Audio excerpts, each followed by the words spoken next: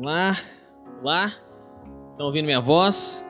Pessoal do som, tudo em ordem? Tudo bem?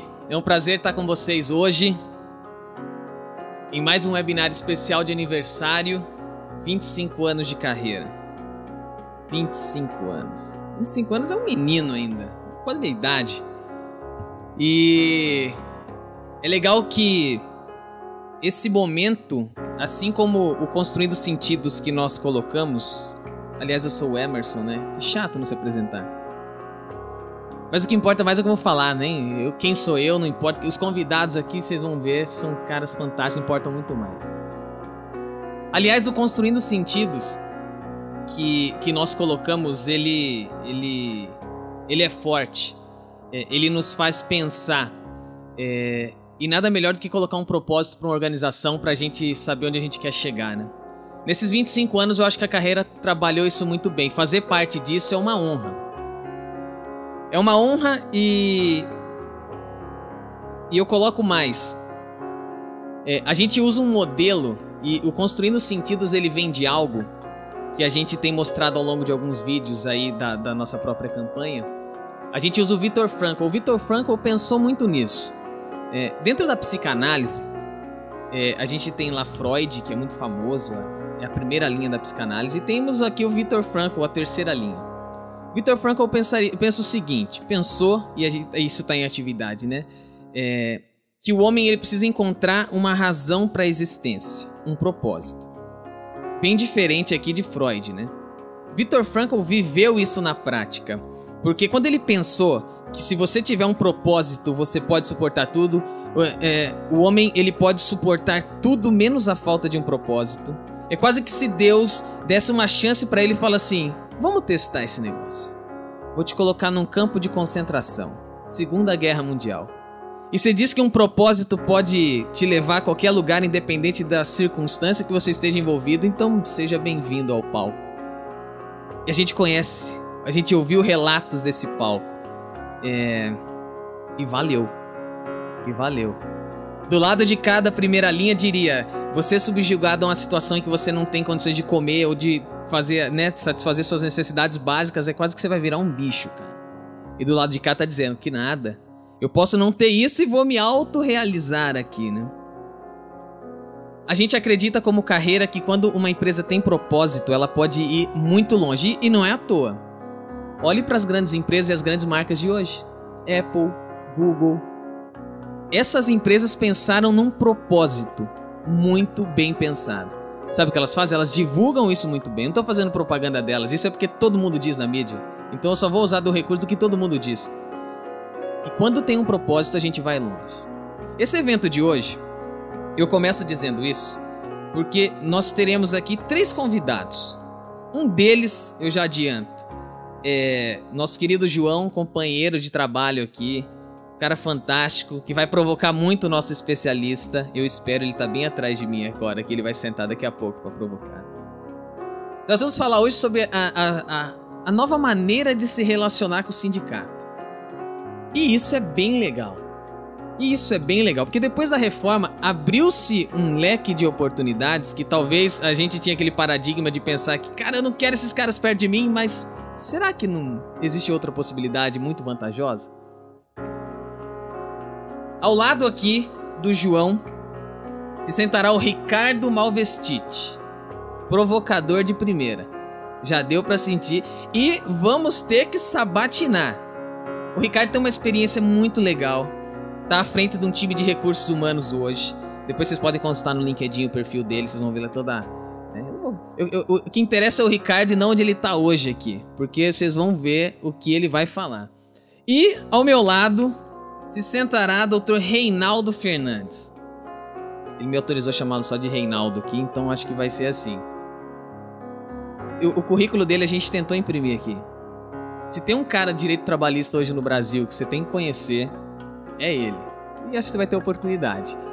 A gente tentou imprimir o currículo, não deu. Então a gente resumiu aqui, tentando colocar nessa ficha. Não dá pra colocar o currículo dele aqui, né? Já passou, já fez especialização na Itália. O cara é o almanac. Almanac é coisa velha de falar. né? É o Google do direito trabalhista. Então, senhores, sejam bem-vindos aqui. Vamos começar essa conversa. Chega de introdução aqui, vamos embora.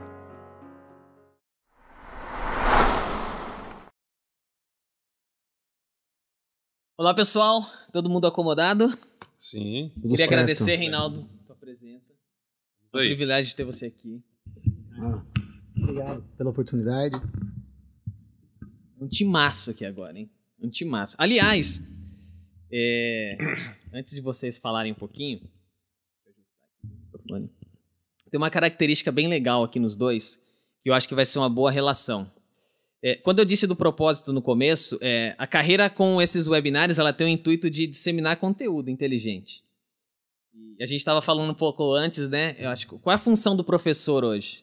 E por que ser professor? E os dois são professores. Isso facilita ainda mais, porque você tem um advogado que vai falar, mas ele vai te ensinar, né? Já tive algumas experiências com o Reinaldo, da gente conversar com o cliente, mas ser num tom tão didático que eu falo, cara, tô aprendendo, isso aqui é uma aula, peraí, não é só uma consultoria, né? Tá muito otimista em relação a mim. Tá inflacionando, eu não sei se eu vou corresponder a metade disso que ele tá falando. E o Ricardo também. E eu acho que essa linha dos dois, como professores aqui, vai poder fazer com o propósito que nós temos com esse webinar de disseminar conteúdo, isso aqui ser muito mais leve. Porque às vezes é difícil discutir um pouco desses assuntos, né? E quando nós temos mestres aqui, mestre no sentido de educadores mesmo, né? Eu acho que a coisa fica mais fácil. Sabe que você tocou num tema muito interessante, eu sei que nós vamos para outro lado, mas o propósito, ouvindo um pouco isso que você falou, é muito, muito oportuno. Acho que todo mundo tem buscado isso, as grandes empresas indo por esse caminho também. E eu tive a oportunidade de descrever o meu propósito. Parece fácil, mas não é. É bem difícil. Mas encontrá-lo te dá um norte, uma forma de trabalho muito interessante. Não é só das grandes empresas, é do bom profissional. Com certeza. Então, o meu é desenvolver pessoas. Então, a hora que, no meu dia a dia, quando eu tenho que tomar decisões, isso vem sempre junto do pensamento. Então, isso ajuda você a tomar decisões mais consistentes. Será que eu estou cumprindo meu propósito? Exatamente. Então, a hora de tomar decisão com uma equipe, por exemplo, ou com pessoas que dependem ou que pedem algum auxílio dentro da organização, até pelo fato de trabalhar em recursos humanos, é muito óbvio essa proximidade com as pessoas. Então, quando você entende o seu próprio propósito, a forma de atuação, ela fica mais genuína. Acho que isso é bacana, né? Parabéns pela introdução, gostei muito. Legal. Você sabe que eu quero que o Reinaldo fale, mas esse menino aqui, ó, ele também tem um propósito nessa linha. Qual que é o teu, João? Já que a gente não tinha combinado isso, não? Não, na verdade, a gente não combina nada aqui. Mas que legal, já ouvi do Ricardo. Qual que é o teu, João? Talvez a gente, com base em várias conversas, esteja pensando na questão de aprender a ensinar, né? Mas para mim isso é meio que um meio. Meu propósito mesmo é ajudar a construir um mundo melhor. E o meio pelo qual eu faço isso é aprendendo coisas novas o tempo todo e depois fazendo o possível para ensinar isso. Não é só gente grande aqui, hein? Tô com vergonha, porque eu não sei o meu propósito. Tô repensando, não me pergunta não. Eu me lembrei daquela frase, conhece-te a ti mesmo, né? Que é uma frase milenar, mas finge talvez, e que, de fato, o Ricardo falando, me lembrou bem. Eu lembro de um filme, um desenho animado chamado Rango, se não me engano. De um bichinho que cai no meio do deserto, um camaleão. E ele fica o tempo inteiro do filme perguntando, quem sou eu? Então é um filme infantil, feito para criança, mas que tem um apelo tão adulto que ficou na minha memória. Há muitos anos eu assisti esse filme e falei, quem sou eu? E às vezes a gente se pega perguntando-se, quem sou eu? Para que eu vim? Por que eu trabalho tanto? Ou trabalho pouco? Ou trabalho mais ou menos? Estou no lugar certo? Não estou no lugar certo? Isso é importante você fazer, para você... Essa reflexão te coloca de novo no caminho certo, né? Se você não tem um caminho ainda, te ajuda a construir um, para deixar você, como o Ricardo falou, deixar você mais tranquilo em relação às suas ações, para não ficar uma coisa solta no ar, perdido, como se eu fizesse apenas parte de uma engrenagem sem nenhum sentido existencial, né? Mas não é filosofia que nós vamos falar, né? Não, mas isso é importante. Quem disse que separar os conteúdos é algo, né? A gente estava conversando sobre o que a gente fala. Eu sou psicólogo, eu tenho que entender de psicologia, mas eu também tenho que entender de números, eu também tenho que entender de sociologia, porque tudo isso são matérias que a gente separou na escola, né? Mas na vida, tudo só... Né? Tudo junto. Posso pegar uma água aqui? Claro, fica à vontade. Ó, mas vamos lá, então. Para que é que a gente está aqui hoje, né? Esse assunto vem de algumas conversas que nós tivemos e eu acho que todo mundo carrega muito disso, né? A questão da relação sindical pós-reforma. Esse é o grande ponto hoje. O que é que a gente pode aprender com isso? O que é que a gente pode tirar de vantagem? Quais são as desvantagens dentro de tudo isso, né? A gente vai passar por todo o entorno, né? Falar a respeito de tudo isso. Só que antes, eu queria deixar uma pergunta com o Reinaldo aqui, um pouco mais ampla, para a gente entrar um pouco nesse detalhe. Como é que você vê hoje, Reinaldo, a questão da relação do trabalho? Se eu pensasse 5 anos atrás e os próximos 10. Você tem como tirar uma ideia de como vai ser isso? De quais são os impactos? A gente estava conversando um pouco antes de começar aqui, a própria área de TI e esse novo perfil de mão de obra traz uma relação já diferente. Como é que você vê isso? Joga. Bom, vamos lá. Eu acho que esse tema, o foco do tema, que é a relação em si, talvez o Ricardo tenha mais condição de desenhar, porque vive desse negócio, né? Agora, qual é o impacto que o direito provoca nessas relações? Qual é o impacto dessa atualização da legislação? Talvez eu possa contribuir um pouco. E eu advogo há 25 anos exclusivamente com direito do trabalho. Então, a minha relação com os departamentos de recursos humanos, o pessoal, com os sindicatos é bastante intensa. E acaba me atraindo também. Então a gente percebe as coisas. Há uma percepção nítida da sociedade no sentido de que esse trabalho formal, como nós o conhecemos, 8 horas por dia, apertando o botão, marcando cartão ponto, respondendo a um chefe, esse trabalho tende a diminuir, ceder espaço a um trabalho mais democrático, vamos dizer assim, né? Vai existir ainda o trabalho, sempre existiu, mas ele vai ser transformado. Em que medida o direito contribui para regular essa relação? A gente está sempre atrás. O direito é sempre algo que acontece em razão, pelo menos na maioria das vezes, em razão dos eventos sociais. Os eventos sociais acontecem e aí o direito corre lá para tentar regular isso, né? Então a gente não vê muito para o futuro. O direito não se preocupa, ou pelo menos não consegue aprisionar numa lei o que vai acontecer no futuro. A gente pensa, quando fala de relações de trabalho, e a mudança da CLT recentemente apresentada, absolutamente criticada por muitos e por outros amada como sendo uma panaceia para resolver o problema do desemprego, e efetivamente isso ainda não está acontecendo. Quando a gente olha, a gente percebe um direcionamento claro, nítido, em 2 sentidos. Primeiro redução da influência da justiça no trabalho, da justiça do trabalho, nas relações de trabalho das empresas. Uma diminuição da presença da justiça por meio das decisões dos juízes, e aí eu faço um ponto que a justiça do trabalho brasileira não é exclusiva, mas ela tem uma estrutura independente dos demais poderes, né? Então isso faz com que ela se torne extremamente especializada, mas também gera um reflexo negativo, que ela acaba se tornando, em vez de autônoma, ela se transforma num autista. Ela não conversa, ela não dialoga com os outros ramos do direito. Então tem uma empresa que está sofrendo um problema de recuperação judicial à falência, a Justiça do Trabalho não tem muita apreço por isso, ela não tem muita sensibilidade. Então ela acaba, independente da necessidade da empresa, ela vai pensar exclusivamente no trabalhador. Então a reforma trabalhista veio criar alguns freios a essa tendência da justiça brasileira, especialmente, e da América Latina em geral. O segundo ponto de destaque da legislação e que influencia a relação de trabalho é a importância que foi dada a relações sindicais. Ponto. Acho que esses 2 pontos a gente poderia construir uma série de conjecturas e pensamentos, porque a partir dele é que a gente consegue identificar uma tendência da legislação. Então, em termos de relação de trabalho, se eu pudesse resumir, eu diria que o direito se preocupou com esses 2 pontos, principalmente.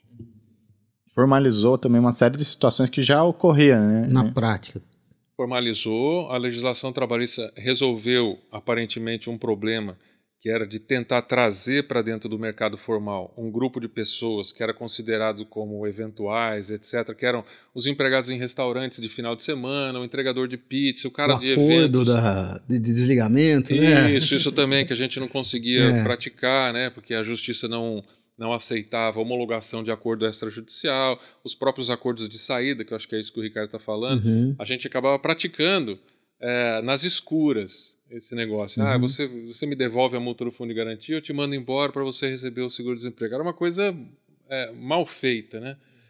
E agora a legislação tentou traduzir isso para dentro de um modelo regulado, né? Eu acho que é isso, principalmente.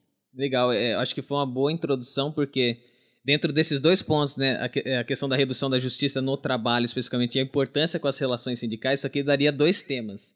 E a gente vai optar pelo segundo agora. Perfeito. Vamos caminhar para o segundo, né? Como se dá essa relação estratégica agora? Essa nova maneira de se relacionar com o sindicato? Começa a falar e a gente vai enveredando. Tá bom. Nós não temos experiência a esse respeito. Embora o Brasil tenha adotado, em algum momento da sua história, o pluralismo sindical, há mais de 60 anos, talvez, se não me falha a memória, nós adotamos um regime de unicidade. E esse regime de unicidade acabou por diminuir muito a importância das relações coletivas no desenvolvimento das empresas. Então a gente viu o sindicato de uma forma, e agora a lei nos deu um novo colorido. Resta saber se nós vamos usar essa aquarela ou se nós vamos ficar só no preto e branco.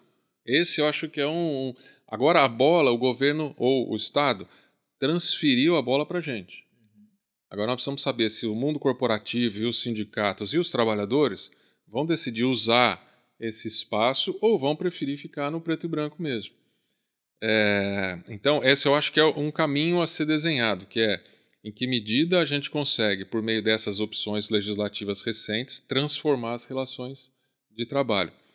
Claro que quando você olha para o movimento sindical brasileiro, você tem olhando para o passado principalmente, você tem uma justificativa do porquê ele é assim hoje. Por que os movimentos sindicais estão sempre ligados a partidos políticos? Por que o Lula, que foi um presidente da República, veio de um sindicato? Será que isso é certo e isso é errado? Isso foi construído, se não me engano, na década de 20 do século passado, em que houve, em um momento histórico, uma reunião entre sindicatos e a partir dessa reunião do pensamento sindical, houve a bifurcação de pensamentos. O comportamento sindical partiu para 2 lados diferentes. Um é para o lado marxista e o outro é para um lado que a gente chama hoje de pragmático. O lado pragmático se adaptou muito bem com o modelo americano, com o modelo inglês. E o lado marxista se adaptou muito bem com o modelo europeu do leste, né? do modelo europeu ocidental e a América Latina. Então nós recebemos influência, todos, em geral, os países da América Latina receberam influências de um modelo sindical marxista, em que não há diálogo com o capital. Então há uma tendência sempre de politização das discussões, mesmo que sejam discussões relativas a contrato de trabalho. Então esse é o modelo, ele é certo ou errado? Se a gente olhar para o modelo americano, que é um modelo pragmático, que o sindicato senta e fala, tá bom, você quer que a gente trabalhe mais? Nós não somos contra isso. Quanto você vai nos pagar para trabalhar mais? Então ele vai para o que eu ganho em troca. O nosso modelo é, vamos resistir. Resistindo, nós conseguiremos. Quer falar? Até um tema que tratamos um pouco mais cedo. Desde há muito tempo trabalhando com sindicatos, e já tive a oportunidade de trabalhar em empresas multinacionais, em geral americanas, europeias, mas atuando muito na América Latina. Então, de fato, você vê isso que você está dizendo estampado nos países. Né? Nos países, né?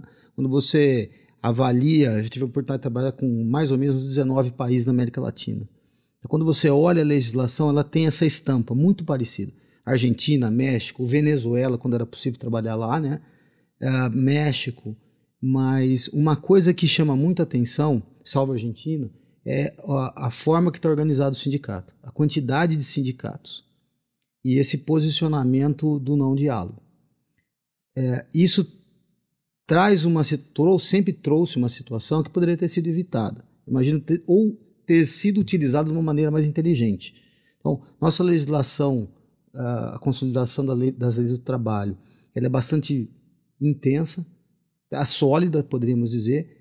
Muitos dizem que ela é travada, mas se você lê com cuidado e com detalhe, tem várias situações em que seria possível ter feito algo diferente em prol de um crescimento, em prol de um país, que seria o diálogo.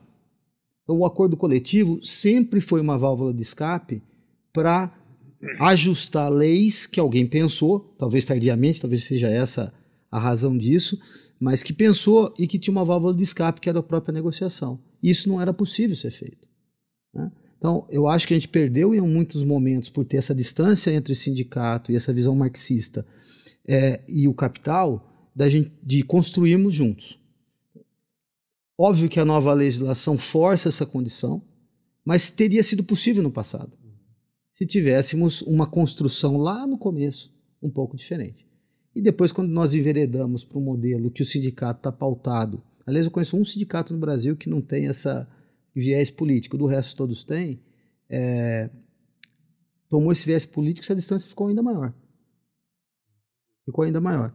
E apenas eu acho que um tema que é curioso, embora a legislação nos coloque numa condição de unicidade sindical, quando o próprio PT chegou ao poder, ele ratificou ou criou a figura, ou homologou, diria, a figura da central sindical, que ela não é única, ela é plurissindical. Então você ficou com um modelo que tem na sua espinha dorsal a unicidade, mas que no fundo as centrais que gerem esse sistema são pluri.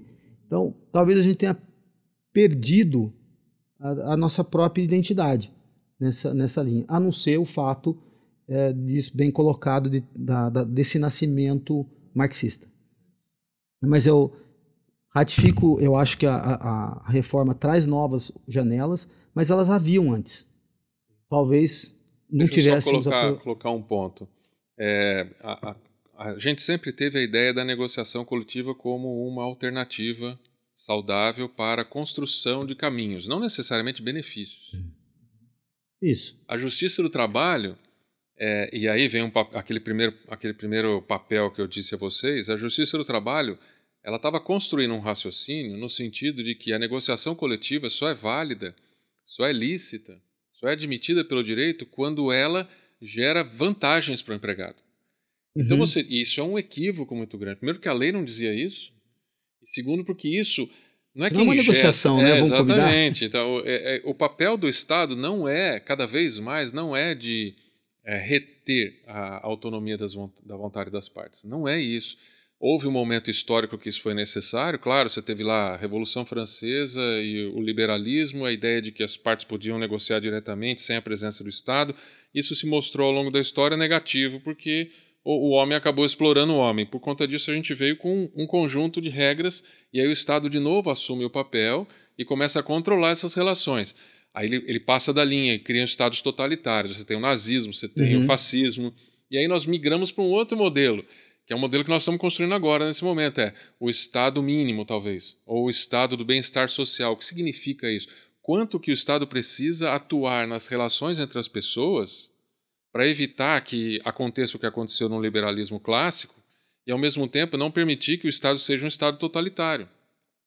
Nós não encontramos ainda essa alternativa, mas nós sabemos que não era aquilo que existia antes da reforma, em que o juiz trabalhista ele decidia pelo trabalhador. E o trabalhador tem um representante, o sindicato. Acontece coisa semelhante com o Ministério Público do Trabalho. O Ministério Público do Trabalho é uma entidade criada pela Constituição e que tem um papel muito bem definido lá, que ele é o guardião dos interesses sociais indisponíveis. Esse interesse social indisponível precisa ser bem compreendido, é muito difícil a gente fazer isso. O interesse social indisponível é aquele que a pessoa precisa daquilo, senão ela não consegue viver com dignidade. Agora, será que um benefício de assistência médica ele consegue viver ainda sem ele, mas com dignidade? Se a resposta for sim, eu acho que sim, eu não posso interferir na vontade dele na negociação. Então, as negociações coletivas, elas estavam passando por um crivo de validade. Era quase que uma decisão axiológica, que o juiz avaliava o valor. Ele olhava o conteúdo do documento e não dizia assim, esse documento é formalmente válido, ele vale. Ele dizia o seguinte, em negociação coletiva, não estou falando de contrato individual. No contrato individual não vale nada. Ok, é preservar a hipossuficiência do empregado. Mas no plano coletivo, o sindicato não depende do emprego. Ao contrário, ele nasceu para resistir. Então, o que ele faz, o juiz? Ele olha para aquilo e fala o seguinte, não, eu acho que esse acordo não foi bom para os empregados. Pô, mas não é você que representa os empregados, você representa o Estado. A lei foi observada? e aí sucessivamente foram transformados. E aí quando veio a reforma, e eu disse, ele amarrou a mão do juiz.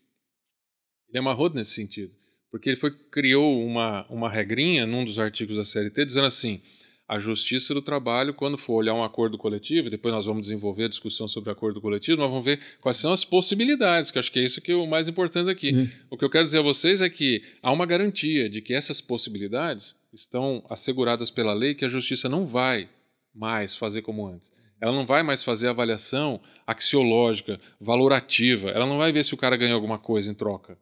Ela vai só observar, segundo a lei, se os critérios formais foram respeitados. Se foram, meu amigo, não põe a mão nisso. O sindicato deve representar isso. Aí vem uma outra pergunta que é, tá, mas como é que eu faço isso com um sindicato como o brasileiro? Como é que eu faço isso com um sindicato que não tem arrecadação agora? Será que o governo quis destruir os sindicatos? Continue. Mas 15 mil sindicatos num país é muita coisa, né? Eu fui aqui estimulado pelo Emerson, antes de começarmos aqui a discussão, a falar sobre experiências de outros países. Não tem nenhum país Então, não tem nenhum país que tem contribuição sindical compulsória. Pelo menos nenhum país democrático. Desde que a gente se espelha como uma sociedade decente, para a gente, eu gostaria de ser como país X.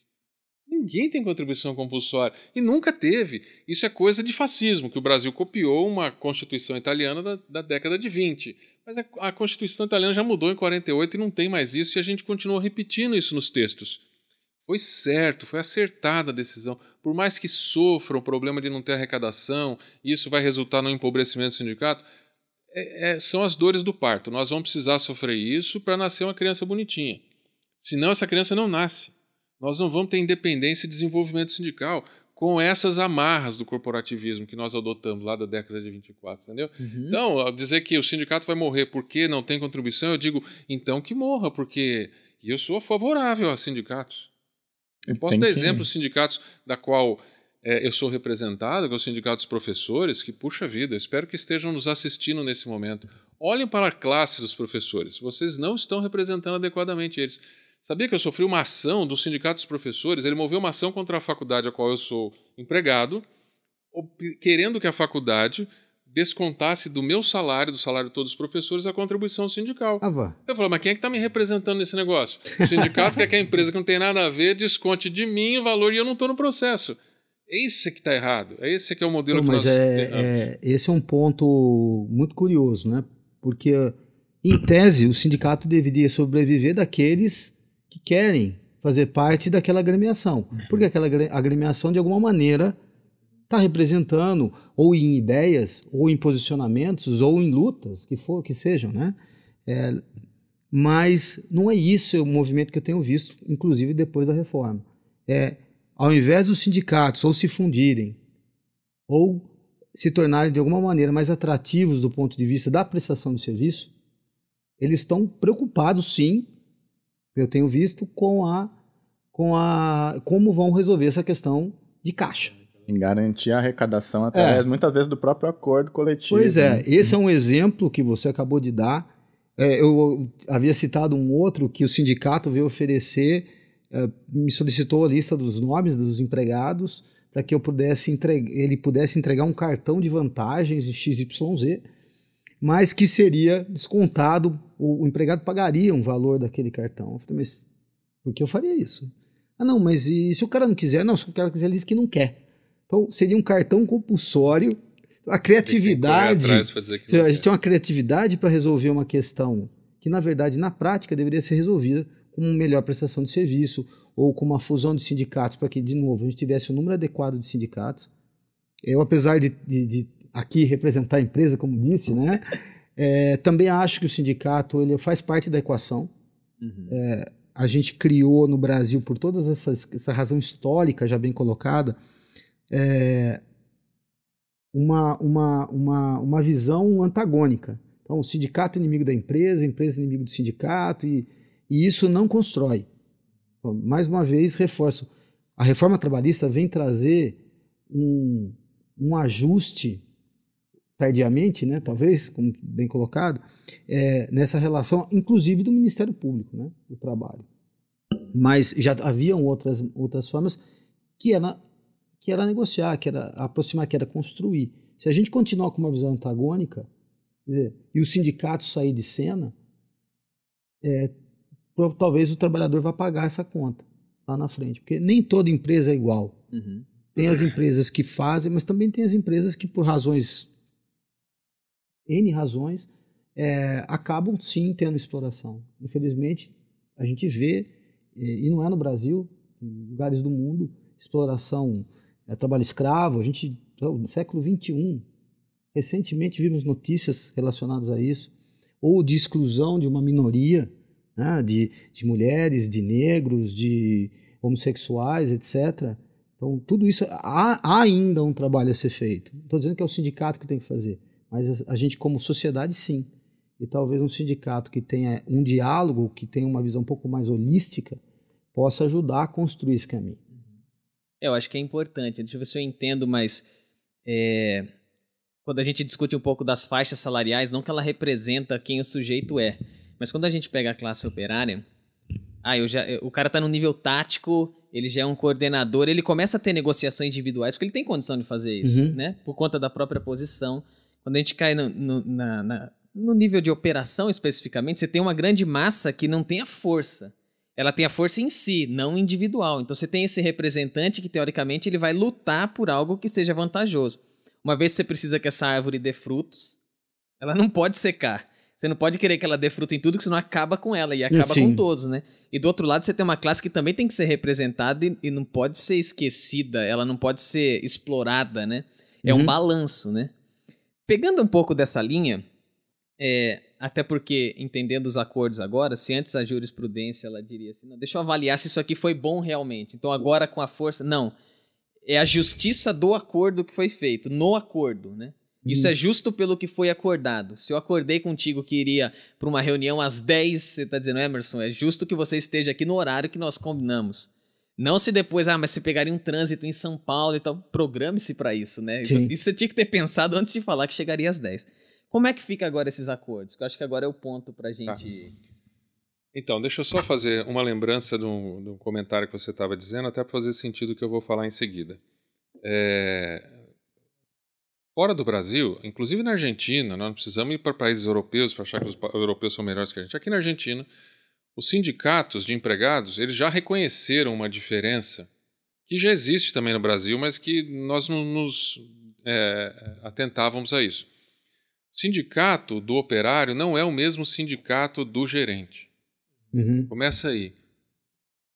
Aqui, o sindicato, por ser único, ele representa uma categoria, todos daquela categoria, e em geral da mesma empresa, são representados por um único sindicato. Isso me dava um trabalho danado para explicar para os americanos por que raios... Porque quem participa de greve não é o gerente, não é verdade? Não é o líder. Quem participa da greve é o operário lá embaixo. O sindicato se preocupa com o operário lá embaixo. Quantas e quantas, Ricardo, vezes nós não tivemos acordos em que estabelece um limite? Assim, é 5% de aumento, até R$3.000 de salário. Acima de 3.000 é livre negociação. O próprio sindicato reconhece isso, porque ele não representa de verdade aquelas pessoas. Nós não podemos fazer isso no Brasil, mesmo com a reforma. Então nós já temos de partida uma discussão que o sindicato não representa todo mundo. Agora, os que ele representa, nós precisamos reconhecer a validade disso. Então eu estava dizendo antes que a justiça deixou de avaliar o valor e passou a analisar a forma. Então eu quero deixar claro para as empresas que nos ouvem agora, as pessoas que trabalham em empresas que estão perguntando, será que eu posso avançar com negociações sobre algo que eu não podia antes? A resposta é sim, mas não sobre tudo. A lei reconhece um núcleo de direitos chamado direitos indisponíveis, dos quais eu não posso avançar. E não precisa ser advogado para descobrir. Basta você ler o artigo 611b da CLT, ele estabelece o rol daquilo que eu não posso negociar para baixo. E esse rol é exatamente a mesma coisa que está escrito no artigo 7º da Constituição.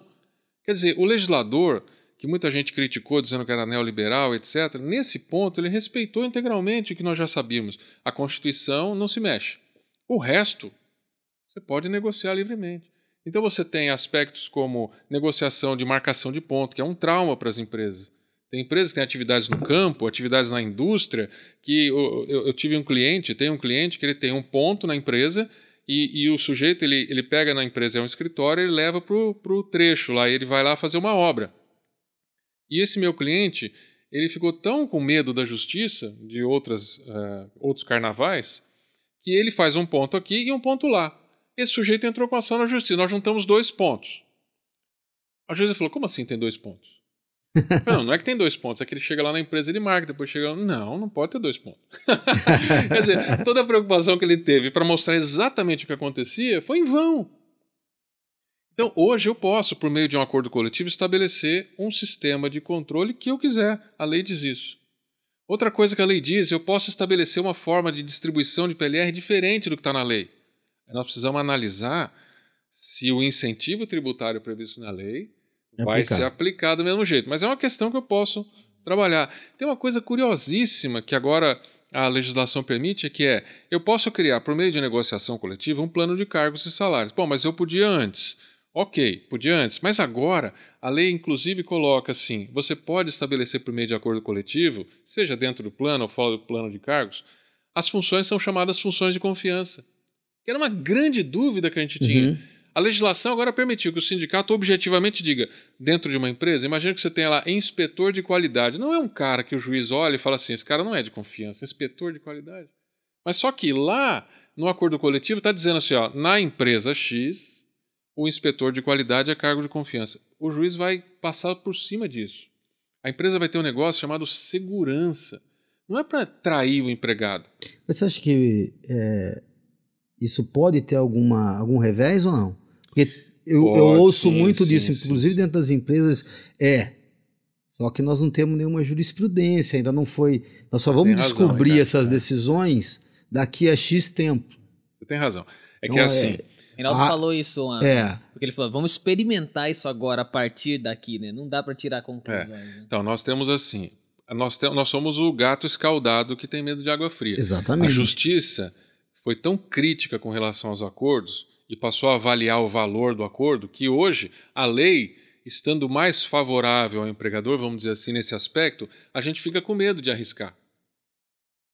Então a gente olha e fala assim, peraí, isso é uma linguiça mesmo ou é uma cobra, né? Com o cachorro porque toda a discussão é póstuma, né? Exatamente. Já foi. É isso. Aí... O que eu posso dizer é o seguinte, como advogado eu acredito na lei. A Constituição tem um artigo no texto que diz assim, o artigo 5º, inciso 2º, eu só sou obrigado a fazer alguma coisa ou deixar de fazer alguma coisa em virtude de lei.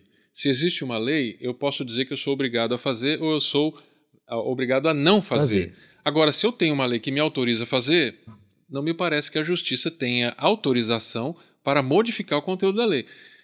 Então é assim, para os mais arrojados, vão sair na frente e vão experimentar. E quem chega na frente bebe água fresca. Pode ser que no meio do caminho tenha uma armadilha.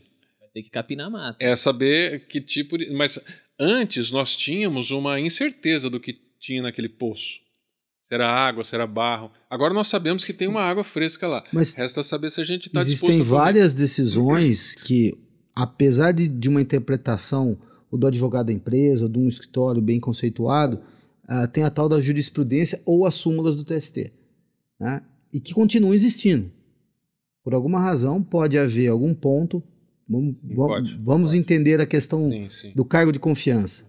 Se depois vier uma súmula ou depois acontecer alguma decisão jurisprudencial contrária ao inspetor de qualidade, esse... Deixa eu fazer você tem toda a razão. Eu não tiro o mérito do receio. Gato escaldado. Eu sei como é que é. Mas veja só, nós precisamos nos basear em algumas coisas, né? Para fazer afirmações assim, a gente gosta de fazer uma recomendação para o cliente que não vai botar o cliente numa fogueira, né? Não somos assim irresponsáveis, nós temos que saber, porque nós vamos viver mais muito tempo. Eu espero que a gente viva há muito tempo, o cliente vai vir para nós e falar assim, deu certo ou deu errado. Então, o que a gente olha? A gente olha duas coisas. Primeiro, o que acontece fora do Brasil. E segundo, qual é o movimento de política legislativa que está acontecendo agora no Brasil. Sobre os dois aspectos, a gente entende que estamos caminhando para uma liberdade maior de negociação coletiva. Ponto. E a negociação coletiva passa pelo respeito aos acordos. Então, o que está escrito eu tenho que respeitar. Se ele não violar uma daquelas regras do artigo 611b, que são as regras indisponíveis, se ele não violar aquilo, nós vamos seguir à frente. Se a gente olha nos países europeus, todos adotaram um sistema de passar para o sindicato a responsabilidade de resolver os problemas do contrato de trabalho. Todos os países estão fazendo isso. Se limitam a garantir o mínimo e vão para frente. Lembra que eu falei sobre o Estado mínimo? É um pouco disso, é o Estado tirando as mãos da relação de trabalho porque ele está reconhecendo que há uma maturidade dos atores sociais, não do empregado isoladamente considerado. Os atores sociais têm uma maturidade para enfrentar isso, é o primeiro ponto. Então, fora, e a gente se espelha no fora, a gente não cria nada novo em termos de legislação. Nosso legislador é criativo, mas a gente observa o que aconteceu lá fora. O segundo ponto é, e quais são os movimentos de política legislativa que nós adotamos aqui? O que está sendo gerado de legislação? Acabei de citar aqui. Há uma forte tendência de amarrar as mãos da Justiça do Trabalho sobre esse aspecto, que é o de buscar a interpretação justa de um acordo. A Justiça se limita à observância da forma. A forma foi observada? Ah, mas os trabalhadores perderam. Mude o sindicato, tire a diretoria, vai participar da atividade sindical, você entendeu? O Estado, há uma tendência, nós não sabemos se no futuro, depende muito dos governantes, dos legisladores, do judiciário a gente já sabe, há uma tendência de superproteção, sempre vai haver essa tendência, mas também não são irresponsáveis. Eles também sabem que há uma mudança de comportamento. Então eu entendo e acredito que a lei vai ser mais respeitada. Se é essa a pergunta sua no final. Vai ser mais respeitada ou eu vou partir para uma interpretação sociológica? Eu entendo que vai ser mais respeitada. Então, se eu posso, eu posso. E existem alguns riscos que muitas vezes vale a pena correr, né? Eu acho que esse é o tipo de risco que já está dando para correr, sabe? Já está dando para correr. Não é uma coisa assim, nós não estamos dando um tiro no escuro, nós estamos pisando sobre um solo firme. Mas os terremotos acontecem. É como no mercado de investimentos, né? Você quer ganhar mais, além da poupança, conforme você tem a chance de ganhar mais, maior é o risco também, né? Mas enfim, quando toca nesse ponto, Ricardo, eu não sei o que você pode... A empresa, de um aspecto, de uma forma geral, acho que vocês dois podem contribuir. Elas são mais receosas ou não com relação ao tema? Porque a gente olhava para a questão própria do cargo de salários. A gente pode falar aqui. Cargo de confiança, aliás, depois eu queria retomar esse tema. Esse é um tema controverso. Mas a questão dos cargos e salários, você falou que tem uma faixa de salário, pagar salários diferentes para o mesmo cargo. Puxa, a gente encontra demais isso hoje, né? Como é que vocês veem as empresas? Elas são muito receosas. Eu acho que o grande ponto é essa insegurança jurídica que esse processo todo causava. Então, na medida em que você... Eu não creio que tenha uma empresa, ou são pouquíssimas empresas que tomam a decisão, acordei e vou executar assim. Normalmente, em se tratando de matéria trabalhista especialmente, ou você vai ter um jurídico interno ou um escritório que apoie e que ajuda a pensar nas decisões. O fato é que depois vem a surpresa. Então, acho que o grande ponto que a gente passou nos últimos anos, até o doutor trabalhou junto comigo numa empresa em que houve uma decisão de fazer uma aquisição de um negócio que depois virou 100% processo trabalhista. Não estou julgando o mérito, mas não faz sentido ser 100%, entendeu? Uma coisa assim. Então, quando você vai explicar isso fora do Brasil, é uma coisa que é difícil explicar. Quase, a gente vê quase que uma indústria, né? Como a gente fala muito da indústria da multa, né? É quase uma indústria das ações trabalhistas. Ano retrasado, participei de um fórum no IBF, tinha um português falando a quantidade de ações trabalhistas que tinham uma montadora no Brasil e no Japão. É algo assim, 9 mil ações contra 4. Então, isso aumenta o custo do Brasil, aumenta o risco do país. No final do dia, quem paga essa conta somos nós mesmos. Um produto no Brasil, mas o produto no Brasil, produto similar fora do Brasil, custa metade ou menos 1/3. Custa mesmo. Advogado no Brasil é caro, né? Então, eu acho que o ponto todo das organizações, as que eu pude trabalhar, esse receio daquilo que você pensou. E quando você fala, eu tomo risco, eu sou mais arrojado, eu tomo mais ou menos risco. E você decide e toma uma surpresa lá na frente, e fala, mas eu analisei o risco. Não foi uma decisão impensada. E ainda assim, você teve aquela surpresa. Por conta quase de que uma tutela do Estado. Né? Então, eu acho importante essa discussão. também vejo que as gerações que estão chegando... Tem segmentos que isso... a gente estava até discutindo se o sindicato mais forte ou mais fraco, é bom ou é ruim. O sindicato ele vai existir, é uma equação, uma parte da equação necessária. Mas quando você tem um mercado de trabalho retraído, realmente o poder das empresas fica maior e isso pode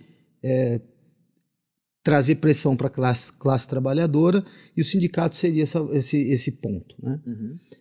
No momento que você aumenta mais ofertas de emprego, a empresa fica mais vulnerável, então ela que tem que fazer um movimento de retenção, atração, etc. Quando você olha para a nova economia, onde a gente falou, né, nossos pais queriam trabalhar na mesma empresa, esse era a cereja do bolo, né?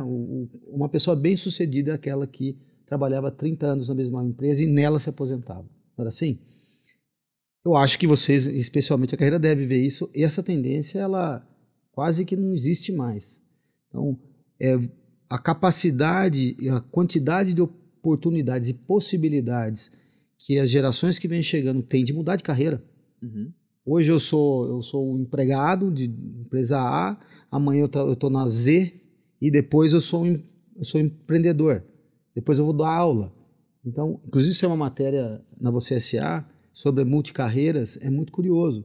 Então, isso vai fazer com que, independente de sindicato, as empresas que querem manter as pessoas trabalhando com elas vão ter uma pressão por conta desse modelo social, que eu acho que muito característico do setor de tecnologia, mas que vai passar por todos os setores. Eu não tenho a menor dúvida que a gente vai passar por um modelo... mas manufatura... O que vai ser manufatura? Você tem uma impressora 3D, vai ter logística. Eu falei, eu quero qualquer coisa aqui, ela vai aparecer aqui. Então, o modo de trabalho vai ser diferente. Uhum. Então, acho que isso tudo vai mudar essa relação. Acho que isso é um pouquinho... Tem a possibilidade de ter relações de trabalho mais equilibradas, né? Entre o empregador e o empregado. Acho que a questão da capacidade de negociar individualmente, ela vai ser diferente. Eu acho que ela vai ser diferente. E até esse ponto foi observado, né, na reforma também, a possibilidade de, em alguns casos, haver uma negociação individual. Mas acho que a briga toda dessa história, olhando para um futuro do trabalho, se eu fosse uma classe sindical, eu talvez nem brigasse. Minha briga não seria por salário ou por mais benefício, seria por educação. Uhum. Então, o que vai fazer a diferença no futuro é a formação, é a educação. Talvez trazer a empresa para a responsabilidade de formar aqueles que vão perder o seu posto de trabalho, não porque a empresa quer, mas porque a tecnologia vai contribuir com isso. Haverão novos postos de trabalho, mas com uma outra característica. Essa transição é que vai determinar se as pessoas no futuro terão mais ou menos condição de sobreviver na sociedade. Essa é uma briga. Só um ponto. Sobre esse assunto ainda, da questão do pagamento de salários, etc. A nossa preocupação no mundo jurídico é se isso causa o problema da equiparação salarial, né? Pessoas fazendo multifunções, multicarreiras, o cara um dia está aqui, outro dia está ali, e a ideia do trabalho corporativo, ele trabalha para mais de uma empresa, do grupo, ele presta um serviço, ele é um gerente de RH de uma empresa e de outra, ele é um técnico de manutenção de uma empresa e de outra. Isso é do mundo moderno. É uma dificuldade que a gente tem. Isso a justiça está entendendo usando a lei velha. Uhum. Então você pega os requisitos velhos, bota lá e fala, você se encaixa nisso aqui? Não, eu sou um quadrado, não encaixo nesse redondo. Então você não paga o mesmo salário pro cara. Mas a realidade mudou, mas a lei não mudou. Agora, a CLT tem uma regra específica que ela diz lá no artigo 461, que fala da equiparação salarial. Ela vai dizer assim... Se a empresa tiver um plano de cargos e salários, que não precisa mais ser pelo sindicato, não precisa mais ser homologado pelo extinto Ministério do Trabalho... Um papel colado na parede ali que tá claro. Aliás, só uma curiosidade, teve uma situação na minha história que eu tive que homologar um acordo do Ministério do Trabalho. Eu quero homologar uma... Não conseguiu. Não consegui. A pessoa ficou olhando para mim e disse que é o quê mesmo? É isso? Falou... Ainda bem, né? Ainda bem. Mas eu tive que fazer... Eu tive que sentar junto com a pessoa do Ministério do Trabalho. Não, vamos lá, pessoal. Vamos junto. Mas hoje, essa obrigatoriedade acabou. Então, as empresas hoje têm uma alternativa curiosa, interessante, que é aquela relativa à utilização do plano de cargos e salários, e a utilização desse plano, independente de sindicato, de Ministério do Trabalho, ele elimina o risco da equiparação salarial. Então eu posso ter pessoas fazendo coisas semelhantes ou iguais e não terem o mesmo direito ao salário, porque dentro do plano existem habilidades, skills, comportamentos e avaliações que fazem esse discernimento entre os pagamentos, sem que a empresa precise se preocupar com a decisão judicial, porque hoje mudou a lei nesse aspecto, ok? Sempre com aquela preocupação de como é que a justiça vai encarar isso? Ela vai encarar isso prejudicial e, portanto, não aplicável? Estou contando com a boa-fé da justiça e do respeito à legalidade. No país democrático de direito, a gente respeita o direito, então que nós vamos ter isso bem desenhado. Né? Você disse que esse caso, por exemplo, que foi uma pergunta bem colocada, pode haver uma interferência do sindicato, nesse caso. É facultado à empresa criar o plano, que esse plano pode ser via sindicato ou via ela mesma. Claro que aí tem um papel do sindicato de forçar a empresa a sentar para negociar ele. Tá. É possível, mas aí é estratégia de negociação. A questão que está se passando é assim, o Estado, como eu disse, está deixando mais para as partes se resolverem, porque ela entende que há um grau de maturidade da sociedade que já é possível discutir temas como esses aí. É isso que o legislador está dando de recado. Resta saber se a gente vai aproveitar esse momento ou não. Eu tenho defendido, eu advogo e faço negociações sindicais em favor das empresas, mas respeito muito o sindicato. Eu acho que sem sindicato um país não funciona e as empresas não se desenvolvem. Eu acho que elas se acomodam, elas sentam elas acabam ganhando dinheiro na folha de pagamento, o que não é esse o objetivo da empresa. Eu tenho que ter uma folha de pagamento cara, o cara ganhando muito, sendo muito feliz para ele consumir o produto que eu vou fazer. E por ele ser muito caro, eu preciso produzir um produto que tenha valor agregado para eu vender para alguém. Só é um ganha-ganha. Na minha visão, a relação sindical é um ganha-ganha. Agora nós temos a oportunidade de falar para as empresas, vão para esse ganha-ganha, porque a lei já te atendeu. A justiça deve seguir, mas a lei te atendeu. Então você pode partir para uma negociação. Eu tinha um caso, vindo para cá aconteceu, me permita gastar 1 minuto. Eu estava vindo para cá, Ricardo, um cliente... Semana passada me disse o seguinte: Reinaldo, eu não gosto do sindicato, eu não quero o sindicato aqui e eu quero ele da porta para fora. 100% e 10% das pessoas pensam assim no Brasil. Vamos pensar assim. Eu falei, tudo bem. Ele falou, então eu não quero que os empregados sofram desconto da mensalidade do sindicato. Eu falei, olha, a contribuição sindical a gente consegue impedir o pagamento por conta dessa lei. A contribuição assistencial depende do aceite. Agora, mensalidade? Direito dele. O cara foi lá no sindicato, registrou e você não quer descontar da folha? O empregador falou, não vou descontar da folha. Então, claramente, ele tinha um revanchismo com o sindicato. Eu entendo, por causa do comportamento histórico. Mas deu uma semana, ele me ligou. Reinaldo, estou precisando trocar um feriado do dia 1º de maio. Eu falei, então nós vamos precisar do sindicato. Porque o 611A da CLT diz que o sindicato pode combinar, por meio de acordo coletivo, a substituição de feriado. E aí? Como é que a gente resolve?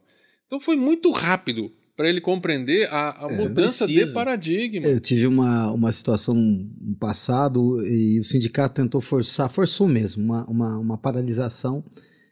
No final não deu certo. A gente estava muito bem constituído junto ao time, né? E o revés foi tão grande para o sindicato, ele sumiu. Ficou mais de 6 meses sem aparecer. Só que eu tinha que negociar o PLR. Aí. Todo mundo parabenizando, o pessoal de fora da empresa, parabéns, o sindicato foi embora. Eu falei, deixa chegar a época de negociar o PLR, isso aí. Nós vamos conversar. Não deu outra. Fui eu lá no sindicato e falei, então, vamos conversar? Não é, volto a dizer, é uma equação que ela tem que tender ao equilíbrio. Uhum.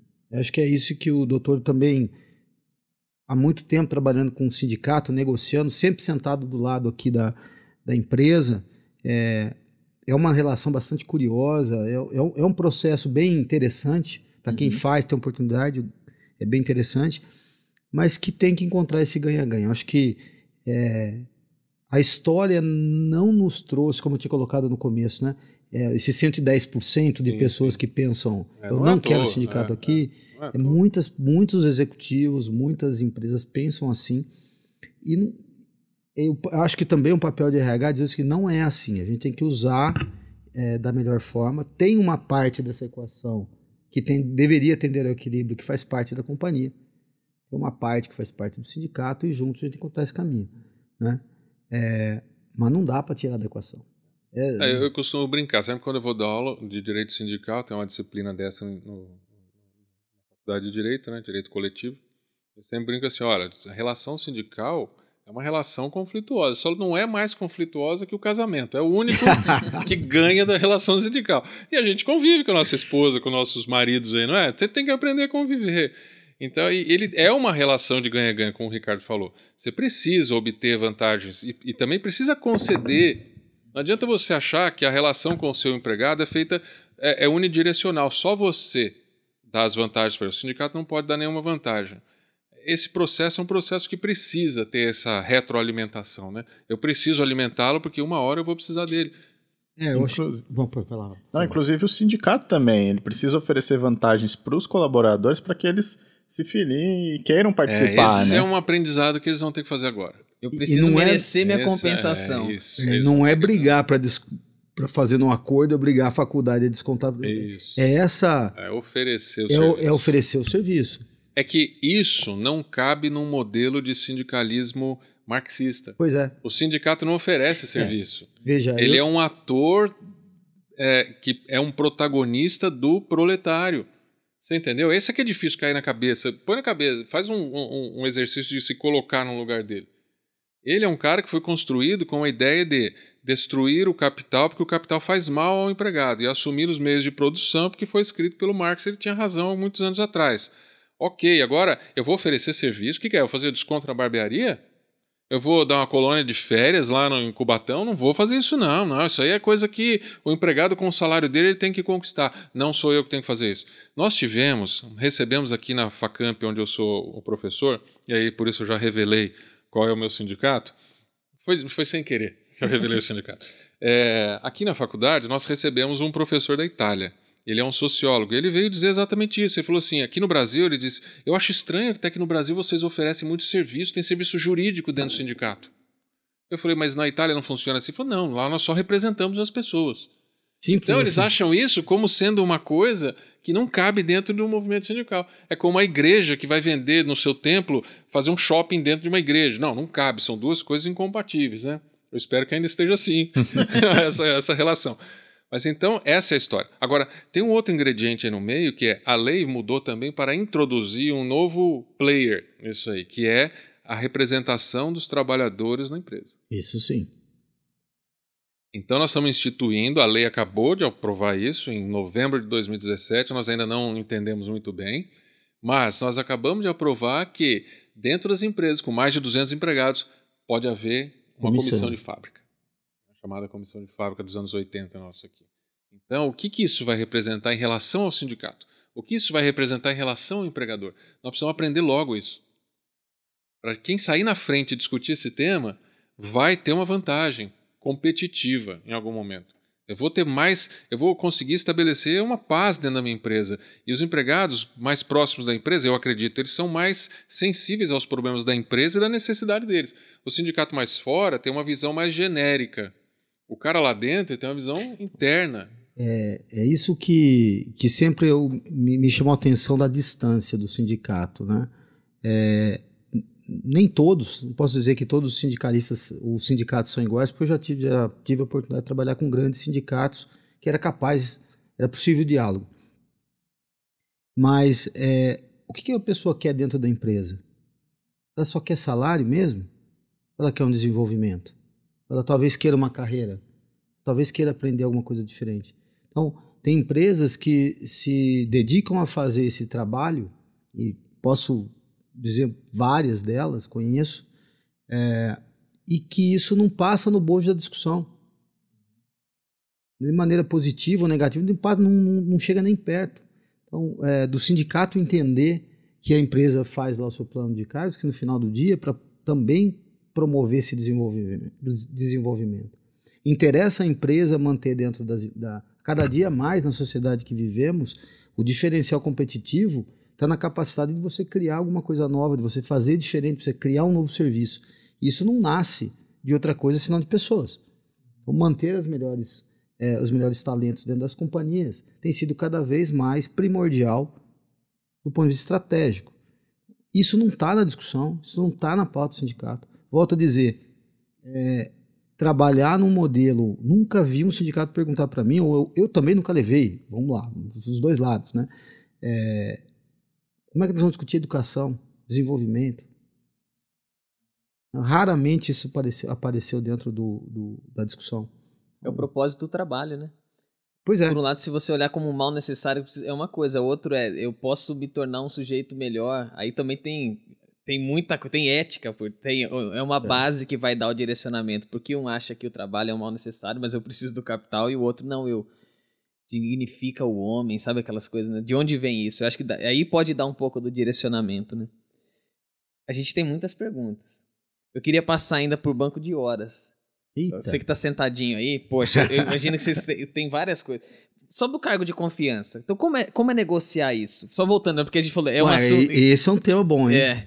Como negociar... Qual a influência que o sindicato tem nessa relação para a gente determinar esse cargo de confiança? Fala um pouquinho disso pra gente. Bom, essa história não é uma novidade, uma jabuticaba brasileira, que você costumou dizer, né? Você tem no sistema francês, os sindicatos têm autorização para firmar por acordo coletivo quais cargos são chamados cargos de direção. Porque os cargos de direção no sistema francês, eles têm uma legislação diferente. O cara da direção não tem uma CLT igual para todo mundo. Você vê que eu comecei conversando sobre o sindicato não representar todo mundo. No sistema francês tem uma lei para esse...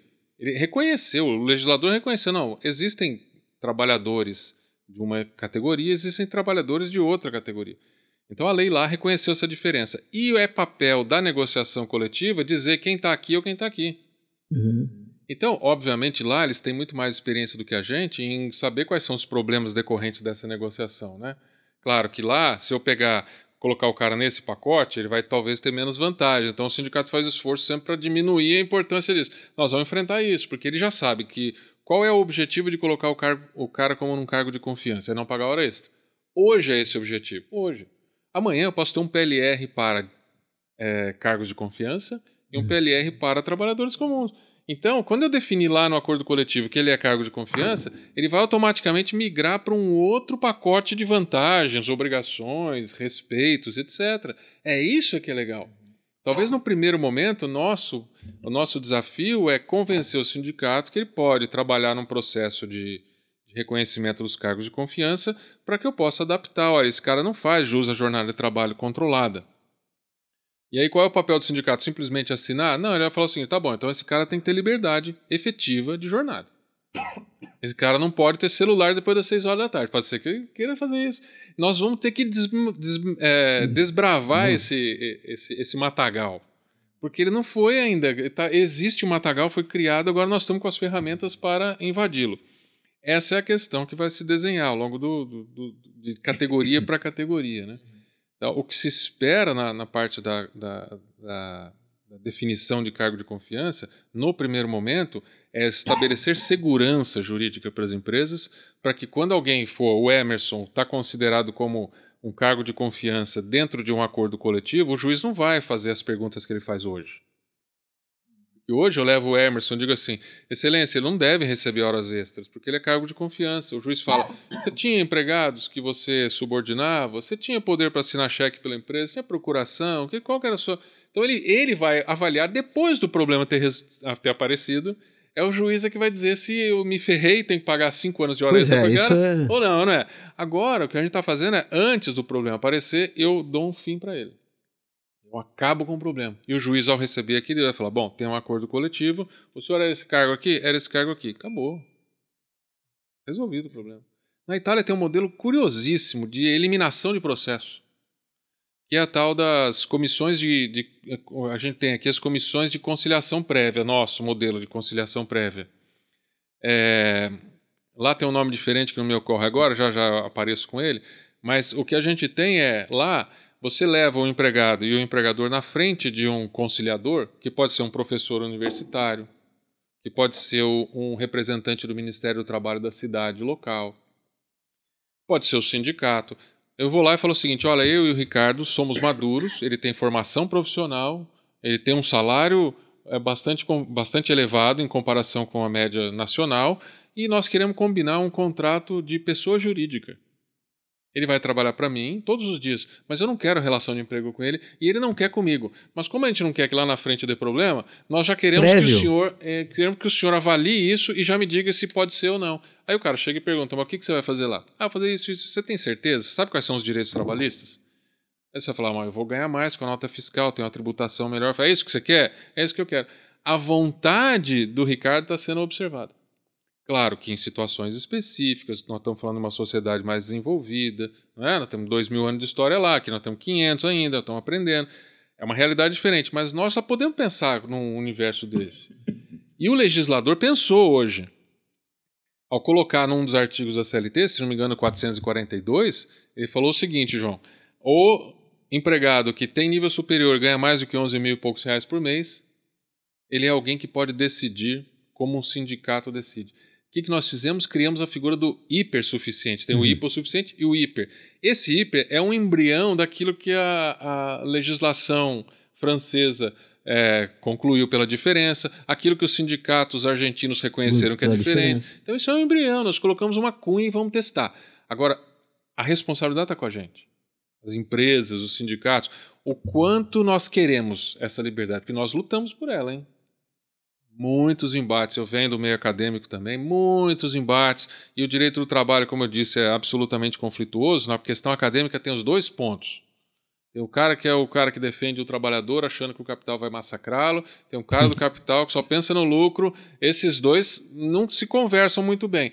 Nós chegamos numa legislação que atende o que a gente estava imaginando aqui. Agora nós precisamos mostrar para eles duas coisas. Primeiro, que nós vamos exercitar isso. Segundo, que nós não somos o lobo mau. Nós queremos uma coisa que vai construir uma coisa melhor para frente. Eu só não estou construindo uma coisa melhor porque eu não sei o que o juiz vai pensar. Agora a lei disse para mim, juiz, não pense nada que não seja aquilo que nós combinamos.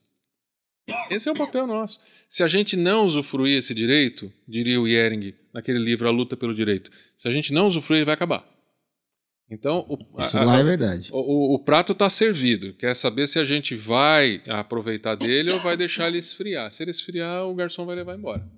Entendeu? Acho que esse é o que a gente precisa pensar. Nas empresas, o que você precisa pensar é isso. O quão interessado você está em transformar a sua empresa. Eu acho que não é nem o papel, não é risco, é a responsabilidade. Isso é uma questão de responsabilidade. Você tem que chamar o seu jurídico, você tem que falar, como é que eu faço para ficar o mais amarrado possível, o mais seguro possível. Agora aquele item de insegurança vai estar sempre no investimento que você sugeriu. Nós não vamos aplicar em poupança. Ninguém quer aplicar na poupança. Mas tudo bem, não preciso comprar ações.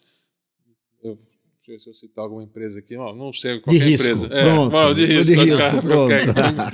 De repente alguém investe. Acho que até no plano de cargo e salário cabe isso também, né? Porque não adianta usar ele só como um instrumento de proteção. Você tem que aplicar na prática aquilo, né? Sim, é importante observar que todos os requisitos que você colocou ali, eles aconteçam no dia a dia, né? Sim, é isso. Nós estamos assim. Você é jovem, está começando numa carreira de gestão de recursos humanos, então você saiba o seguinte, tem uma lei nova para você. Não é mais um bando de velho, de idoso, uma lei antiga, não dá mais para você usar essa justificativa. Essa justificativa eu usei. Eu era novo, eu dizia, essa bando de velho aqui não sabe nada da modernidade. Agora você tem uma lei nova. Uma curiosidade foi de fato, a regulamentação do teletrabalho, o home office. Sim. Isso, para mim, foi uma coisa bastante diferenciada. Já aplicamos na empresa que trabalho hoje, porque fez sentido. É uma possibilidade bem interessante, né, para os dias de hoje. Eu estava dizendo, eu estava com um amigo conversando, e ele falou de uma empresa que perdeu um profissional bem colocado, bem pago, porque foi convidado a trabalhar da casa dele para uma empresa australiana, ganhando em dólar. Como é que você compete? É a realidade do mundo atual. Então, se eu puder ter uma oportunidade de desenvolvimento, apesar do cara trabalhar em casa, um teletrabalho, né, de uma maneira segura, Por que não? Eu vou te dar um problema do teletrabalho que a gente vai enfrentar em breve. Eu já estou enfrentando. Eu tenho um cliente que me perguntou o seguinte: Reinaldo, eu tenho um empregado que ele quer sair para fazer o teletrabalho. Ele vai casar, ele vai fazer o teletrabalho. Não entendi muito bem a relação do casar com o teletrabalho, mas tá bom. Deveria ser o contrário, né? Como sempre, vai se arrepender. Vamos lá. Mas o fato é o seguinte: eu falei, poxa, fácil? Vamos mandar ele para casa. Ele falou, só que ele quer mudar para Londres. E como é que eu resolvo esse problema? Por exemplo, ele vai trabalhar num horário noturno em Londres, comparando com o horário brasileiro. Ele vai trabalhar em Londres e lá tem um outro sindicato, uma outra lei. Qual lei eu vou respeitar? E se a empresa, de repente, tiver dezenas de pessoas querendo se espalhar pelo mundo, e eles querem se espalhar pelo mundo? Não, eu acho que não há como segurar isso. Não há. Até, olha, eu que não sou tão novinho assim, eu também quero me espalhar pelo mundo, não é? Mas os jovens não querem mais ficar na mesma cidade, eles querem conhecer o planeta. Então, como é que eu resolvo isso? Um acordo coletivo pode resolver. Eu posso estabelecer condições que ele saia do país e ele seja respeitado os direitos combinados por aqui. É uma dificuldade. Nós não temos nenhum cenário assim ainda. Eu já tenho o problema. Eu não tenho ainda a solução para ele. Mas o problema nós já temos. Isso é uma dificuldade, mas isso é uma dificuldade nossa aqui, porque se você olhar para outros países, isso acontece já. É que dentro da comunidade europeia, por exemplo, a transição de trabalhadores é regulada por uma regra da comunidade. O nosso Mercosul, infelizmente, ele é empobrecido por uma questão econômica. Nós não temos uma pujança econômica como tem a comunidade europeia. Então, as nossas demarcações, os nossos regulamentos não preveem adequadamente isso. Agora o cara sai daqui, vai para um lugar onde tem um fuso horário diferente, já complica tudo. Só do fuso já complica. Já fica confuso. Bom, então tem alguma modernidade ainda é preciso na legislação, tá vendo? Sim. Ela vai acompanhando as evoluções, né? Tá sempre para trás, né? Eu vou ligar lá no Congresso, eu vou falar, meu cliente está perguntando assim, já pensou se é o Tiririca que me atende, que o Tiririca não está mais lá, né? Ia ser um debate interessante. Poxa, que legal, você sabe que passou-se mais de 1 hora, hein? Verdade. E parece? O assunto tá bom demais. Dá pra gente quebrar isso aqui, mas muitas outras conversas. Opa. Com certeza. A gente começou dizendo aqui qual a importância dessa relação, né, depois da reforma, principalmente com o sindicato e olhando para os acordos coletivos. Esse último exemplo agora, acho que coloca uma cerejinha nessa conversa, porque deve ter tantos outros. Tinha tantos outros que a gente tem aqui, mas não tem tempo para conversar, né? Mas o quão importante isso é, né? Eu queria, Reinaldo, você tem algum recado mais de conscientização, para abrir mentes mesmo para as empresas com relação ao tema que você pode deixar para a gente? Não tenho essa pretensão, né? Mas assim, como um conselho... chamar vocês para o movimento, vamos para a rua, né? Não, né? Mas eu diria o seguinte, eu tenho dito isso, invista nos seus relações sindicais. Eu não sei, Ricardo, você vem numa empresa grandiosa em números, em termos de empregados, etc., precisa investir, ou capacite alguém internamente, ou contrate um serviço externo, mas observe, olhe para as relações sindicais. O mundo tem olhado para as relações sindicais. Tem exemplo da Itália, se vocês tiverem curiosidade depois, procura lá, Pomigliano Fiat, acordo. Houve um acordo em que a Fiat propôs construir uma nova fábrica, muito rapidamente, com acho que 900 milhões de euros, 600 milhões de euros, é um número incontável de dinheiro, que a Fiat chegou para o sindicato e falou o seguinte, lá os acordos são nacionais. Chegou para o sindicato e falou, eu tenho X milhões de euros para construir uma fábrica nova da Fiat. Eu posso fazer aqui na Itália, que é o que eu quero, ou eu posso ir para a Polônia, que o custo é metade. Você quer que eu faça aqui? Claro que eu quero, vai gerar emprego aqui, etc. Tá bom, então os trabalhadores de Pomigliano devem não ser aplicados a ele o acordo coletivo nacional. Sabe o que o sindicato fez? Assinou. Um sindicato com viés marxista, um sindicato nacional forte, porque o sindicato italiano é um sindicato forte, que teve que assumir depois uma responsabilidade muito grande, porque todo mundo criticou, porque ele abriu mão de direitos fundamentais, indisponíveis, qualquer nome que você queira dar a ele, mas a fábrica de Pomigliano está lá, gerando a quantidade de empregos que gera. Então, por conta do quê? Por conta de um risco, por conta de uma aposta, que deu certo. Deu certo para a empresa, deu certo para os empregados, que provisoriamente abriram mão de uma condição que lhes era favorável, mas em troca de um emprego. Eu não estou propondo aqui que a gente troque coisas boas por coisas ruins, não é isso. Mas existem coisas escondidas que a gente pode levantar a partir dessas mudanças. Invista nisso e acredite que a justiça vai respeitar a legislação, porque há sinais de respeito na legislação. O Supremo já enfrentou um dos temas da reforma trabalhista sobre contribuição sindical e disse que não era inconstitucional. Falou, essa reforma pode mudar sim. Porque muitos foram lá e falaram, não pode, para acabar com o sindicato, esse é um movimento neoliberal golpista, nós vamos matar o sindicato de inanição, não vai ter... O sindicato falou, não, isso é papel do legislador infraconstitucional. Se ele mudou, mudou, paciência. O Supremo não tem esse viés paternalista que tem a Justiça do Trabalho. A Justiça do Trabalho, na sua composição máxima no TST, tem também uma visão mais equilibrada do que os juízes de piso, que são mais sensíveis ao problema do trabalhador. Isso é uma verdade. Ele não faz isso porque ele quer. Ele faz isso porque ele vê a mãe chegando com o filho no colo e o empresário demitiu sem pagar os salários, vê uma pessoa com um acidente de trabalho, ele fica com uma casca diferente. Mas nos tribunais superiores já há um equilíbrio maior, já há um pensamento mais pela técnica. Invista no movimento sindical. Eu acho que nós vamos crescer como sociedade e como empresa quando a gente tiver essa oportunidade bem desenhada. É isso. Ricardo, o que você diz? Você sabe que eu recém criei a área de relação trabalhista na empresa que trabalho, exatamente com o olhar de estabelecer essa relação, ou gerenciar um pouco melhor a relação, mas não só do lado do sindicato, né? Também do lado fazendo a ponte pessoas, RH e o próprio jurídico da companhia. Acho que essa área da relação trabalhista tem esses dois pilares, né? Ela não é só uma área de relação sindical, mas uma área que também encontra essas oportunidades de aproveitar o que tem de novo na legislação, fazendo as análises, obviamente, de riscos, etc. Gostei muito dessa colocação de acreditar de que existe um movimento, me parece que há sim, para que a gente possa tomar vantagens, né? Acho que como país, não estou falando vantagens de um lado ou do outro, mas como país e crescer, né? Acho que é o que todo mundo quer como cidadãos brasileiros, né? Todos queremos isso. E a dica, acho que principal nós vamos passar por muita coisa ainda, com a mudança da forma de trabalho, da forma de relação. Então nós aqui de recursos humanos, sempre trabalhando junto, temos que ficar atentos a isso.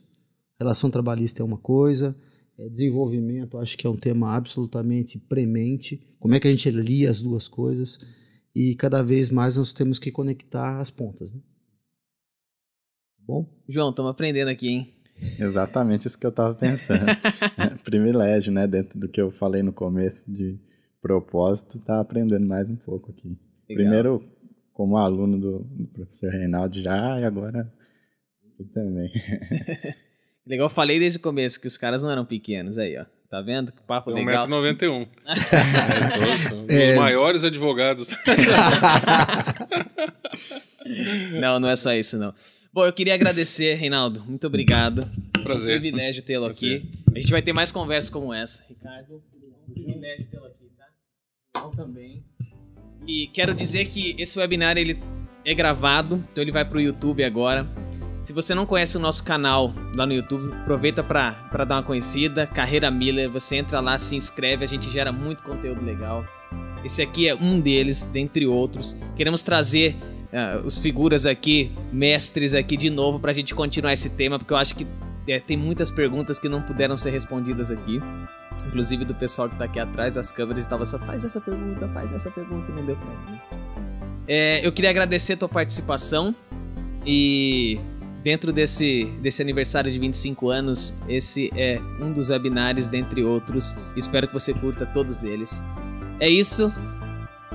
Um abraço, muito obrigado. Até mais. Obrigado.